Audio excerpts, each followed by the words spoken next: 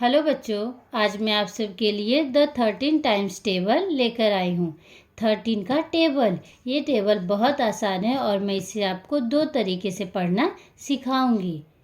चलो शुरू करते हैं।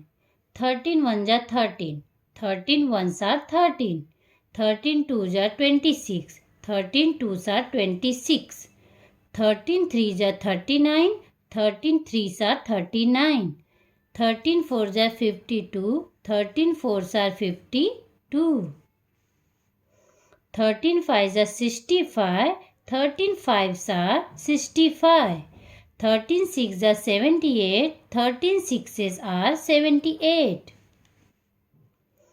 13 7s are 91, 13 7s are 91, 13 8s are 104, 13 8s are 104, 13 9s are 117, 13 9s are 117, 13 10s are 130, 13 10s are 130।